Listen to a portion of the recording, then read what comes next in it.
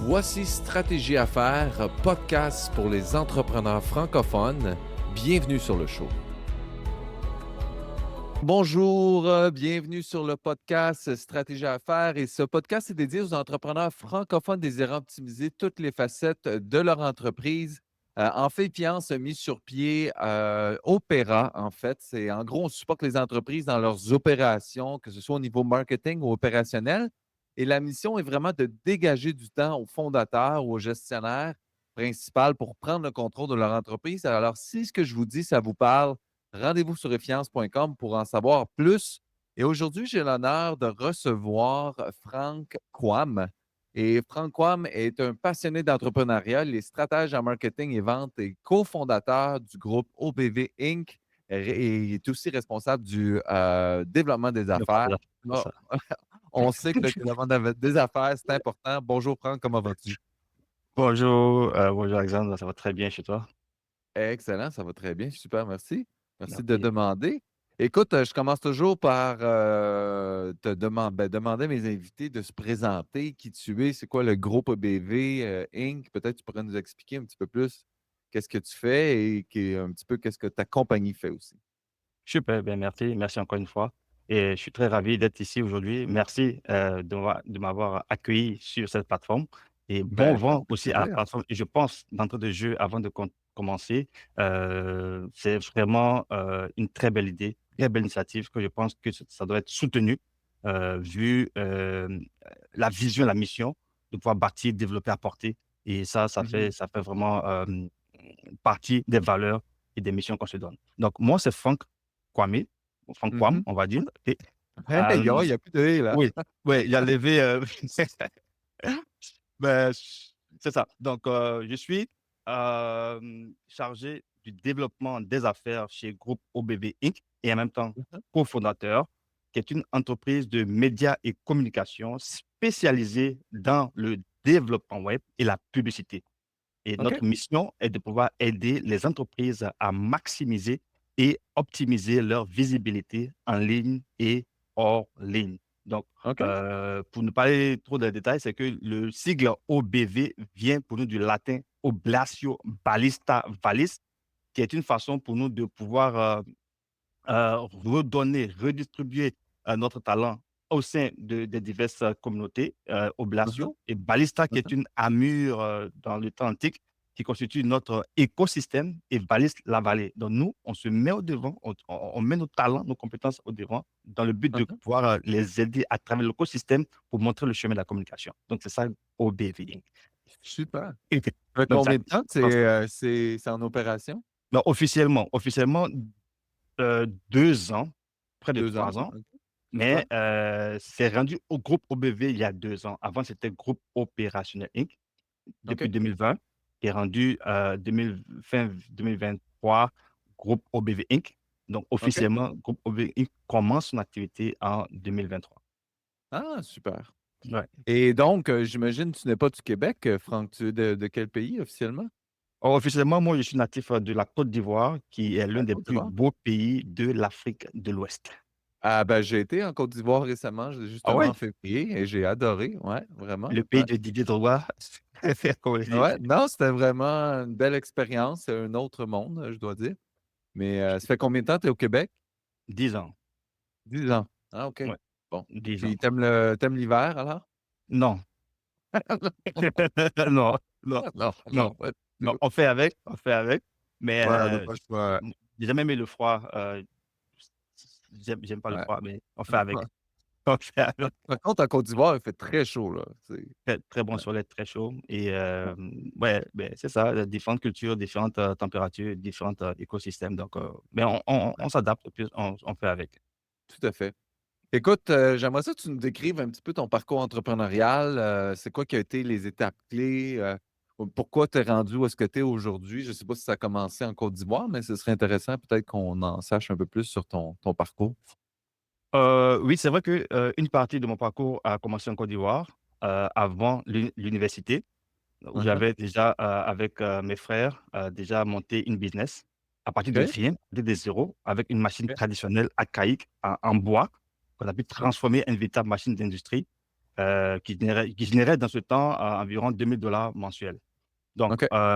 vu que j'étais passionné des affaires, il fallait que je me perfectionne et que je puisse. Donc, j'ai opté pour une filière après l'université. À mi-parcours d'université, j'ai opté pour une formation en marketing, vente et stratégie de vente et en publicité.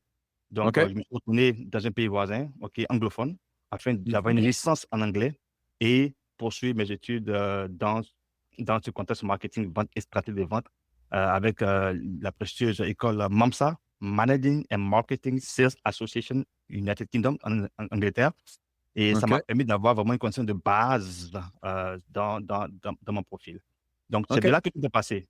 Dans ce pays anglophone-là que tout est passé, que tout s'est développé. Donc, OK. ça a été, pour moi, mon parcours entrepreneurial a été comme une leçon de vie. Mmh. Pourquoi? Parce que j'ai vécu échec, déception, trahison, humiliation, beaucoup d'humiliation et rejet. Donc, ça Ah a été ouais, hein? comme une cadence de toutes ces circonstances-là jumelées qui ont forgé, bâti en moi un guerrier, un lion, un aventurier, quelqu'un qui n'a plus peur d'avancer, quelqu'un qui Hein, hein. ose. OK. Et ce qui a fait que ces successions de circonstances qu'on ne va pas détailler ici, d'accord, Ah OK. ont bâti premièrement en moi la confiance en Ouais. soi. 100 Ouais. 1000 confiance en soi. Mmh mh. Deuxièmement, il fallait que je lutte contre l'ignorance parce que, le manque de connaissances, m'entraînait à faire des erreurs gravissime. Mais il fallait véritablement me former, m'auto-former afin de pouvoir, comment dire en anglais, upgrader, mettre à jour mon background et mes compétences, au Ouais. service de ce que je voulais faire. Et enfin, Ouais. le troisième point, il fallait que je définisse ma vision. Donc, la confiance, travailler sur l'auto-formation et bâtir une vision qui va Mmh mh. caractériser ma mission de vie. Donc, c'est comme OK. ça que j'ai pu véritablement me positionner afin de faire ce que je fais aujourd'hui avec passion, avec Mmh. dévotion, avec motivation Ouais. dans tout ce que j'entreprends ici.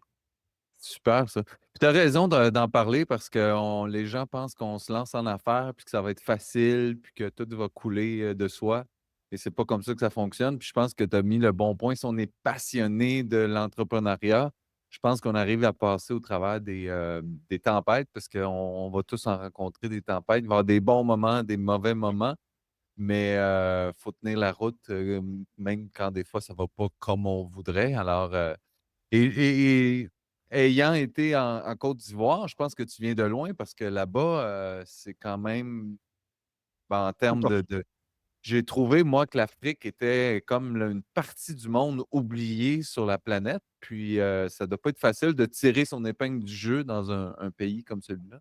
Heu, exactement et honnêtement, pour avoir voyagé quand même un peu partout, heu, je dis qu'il faut féliciter ces entrepreneurs qui viennent de ces régions-là. Pourquoi? Parce que non, il y a pas de subventions, la plupart, il n'y a pas de f genre, surtout ce sont des financements et autres.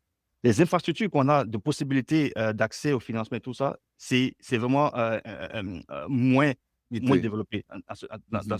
dans ce sens-là et les entrepreneurs qui bâtissent à partir de zéro, qui achètent des maisons cash de leur Ouais, propos, de leurs revenus, qui achètent des voitures de luxe de leurs revenus. C'est à féliciter. De commencer de rien, sans support, sans soutien, pour bâtir des entreprises multinationales, c'est à féliciter. Mais ouais. mais c'est 2 environnements différents, donc c'est pas évident, mais c'est possible. Mmh Pas mh. évident, mais c'est possible. Moi, je dis que le succès n'est jamais conditionné par la situation géographique. Ouais, C'est c'est sûr. toujours conditionné par le mental, par la Par la vision qu'on a personne. de déploiement par rapport à ce qu'on veut faire et la mission qu'on se donne. Tout à Et entre fait. parenthèses, moi, quand j'étais arrivé dans d'autres pays voisins, au Ghana, par exemple, c'était là pour la première fois qu'une personne, un de mes mentors, qui m'avait, comme genre, informé comme quoi, au cours d'une formation, qu'on ne fait pas on ne va pas en affaires pour avoir de l'argent. Ça a été mon premier choc et c'était mon premier choc parce que bon, écoutez, moi, je venais d'échec en échec, j'avais besoin d'argent, donc je cherchais un moyen de m'en sortir et paf, je tombe sur un monsieur qui dit: «OK, non, mais on va pas en affaires on va pas en affaires pour faire de l'argent». Ouais. Grosse déception. Mais je ne comprenais pas, parce que Mmh. j'étais tout de suite focalisé sur comment avoir de l'argent. Mais c'est plus Ouais. tard après, des années après, après avoir vécu plusieurs échecs et jusqu'à aujourd'hui, que je réalise l'importance même capital de cette information-là qui Mhm. transforme carrément la façon de faire, la façon d'agir, la façon d'interagir, la façon de pouvoir propulser. Et c'est pour ça qu'aujourd'hui, on est très à l'aise dans ce qu'on fait parce qu'on a une mission qui Mhm. n'est pas basée sur des gains, bien vrai que nous sommes une entreprise à but lucratif, là, on ne va pas se cacher, Ouais, ouais. mais cette mission nous conduit à pouvoir réfléchir davantage à trouver des solutions importantes et impactantes et durables pour nos clients et nos Mhm. partenaires. Et ce qui Mhm. fait que ça tire en nous tout cet esprit d'innovation, à chercher à voir bien faire, à chaque fois à pouvoir se refaire, se défaire pour mieux capitaliser cette mission-là. D'où Mhm. Oblatio, Ballista, Valis, OBV. Quel type de client vous avez? Ça ressemble à quoi les Oui, clients donc qui vont nos clients chez vous? principaux sont des entrepreneurs, en fait, c'est du B2B, d'accord, du OK. B2B, des entrepreneurs aspirants et débutants. On a OK. plutôt pris cette niche-là parce que on vient de loin. Le groupe OBB, c'est 3 cofondateurs qui ont toute Mhm. une histoire, OK, entrepreneuriale, tout un parcours vraiment inspirant. On vient de loin avec une mise en avant qu'on n'avait pas. La chance d'avoir des personnes pour nous aider dans nos débuts. On n'avait pas ça. On s'est débattu seul, sans mentor véritable. Moi, c'est plus tard que j'ai eu des mentors, mais au départ, il n'y avait personne pour te conseiller. C'est sur Internet. C'est pas aussi facile parce qu'il y a tellement de faux gourous, fausses personnes. Il fallait faire le distinguo entre ces personnes. C'était difficile. C'est Donc, sûr. on vient d'affaire, on s'est dit, OK, on vient de loin, on n'oublie pas de là d'où on vient. Donc, il faut appuyer les personnes qui ont un rêve, qu'une vision, qu'une mission. C'est eux l'avenir de demain. Parce que combien de rêves sont avortés? Combien de visions ne vont pas à l'aboutissement? Parce qu'il y a le découragement, parce qu'il y a la méconnaissance, parce qu'il y a l'ignorance, parce qu'il n'y a pas de vision accompagnée. Donc, on se positionne pour véritablement soutenir cette entreprise-là avec un ensemble d'écosystèmes qui leur permet véritablement de maximiser et d'optimiser leur visibilité.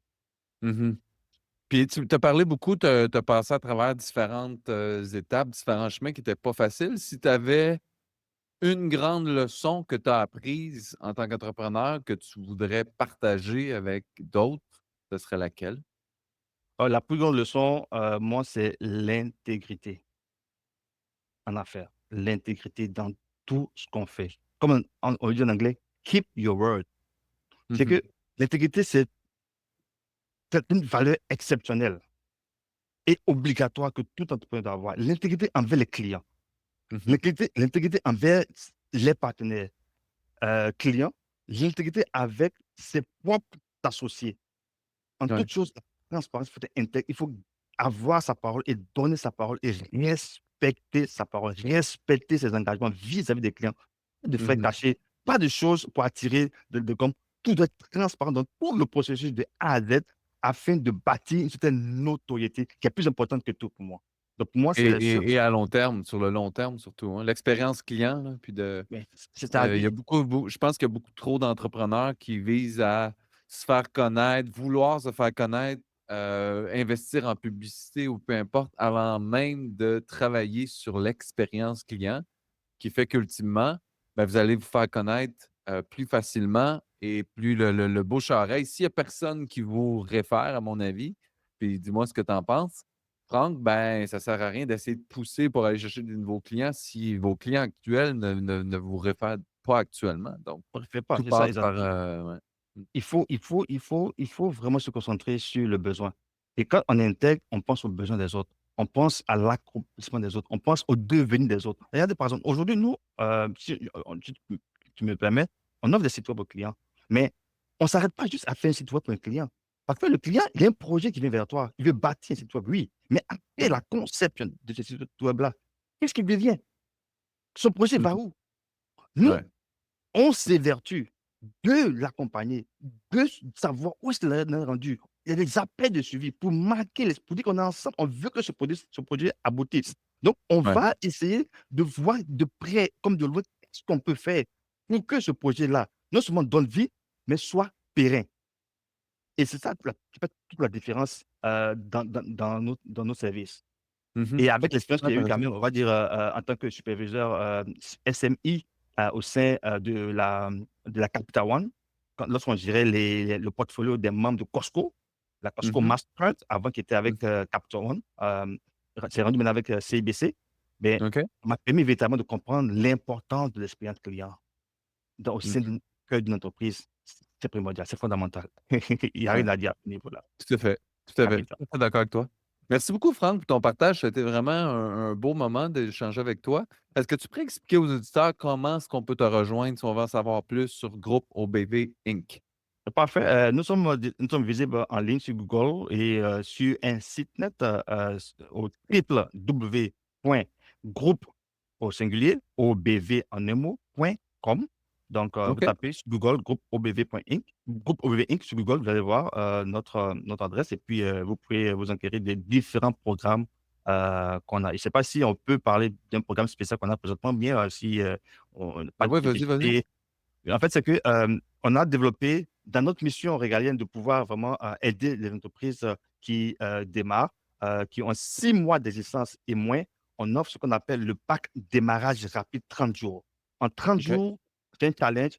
On conçoit un nouveau logo professionnel personnalisé pour le client de bout en bout. Aucun IA, rien, c'est nous-mêmes, on le conçoit. On conçoit, OK, toutes les cartes de visite, on conçoit les supports de publicité, on conçoit un site web bout en bout, personnalisé. On conçoit une stratégie marketing, une ligne éditoriale, tout pour l'accompagnement pour le client afin qu'en 30 jours, il puisse se lancer.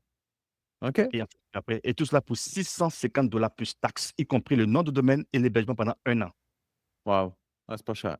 Ouais. Non, pas cher. Mmh. C'est Non. le temps de commencer. Il faut commencer son projet, il faut aborder son il faut, accoucher son projet, il faut se lancer, il ne faut pas attendre. On se Ouais, rajoute au fur et à mesure. Il faut ouais. oser et se Mmh. lancer. Tout à fait. Ouais, c'était un beau mot de la fin, hein, Franck. Alors, ben, merci encore. Écoutez, je vous rappelle, si vous voulez en savoir plus sur Franck et le groupe OBV, vous allez sur groupeobv.com. En fait, il est dans la description puisque OK, vous le super. voyez actuellement. Donc, si vous avez apprécié cet épisode, s'il vous plaît, commentez, likez ou partagez. Ça peut aider moi, ça peut aider Franck. On est là pour essayer de se faire connaître tout le monde ensemble. Et si vous êtes un entrepreneur qui voudrait être invité à l'émission, rendez-vous au effiance.com/podcast pour en savoir plus. Et rappelez-vous, construisez votre succès une stratégie à la fois. Vous verrez, votre entreprise va prendre un autre virage ou, dans le cas de Franck, ça va être votre nouvelle entreprise qui va éclore et qui va être sur le marché. Sur ça, je vous souhaite une magnifique journée. Merci encore, Franck. Merci pour tout, puis bonne chance. Merci, au revoir. Bye bye. Salut.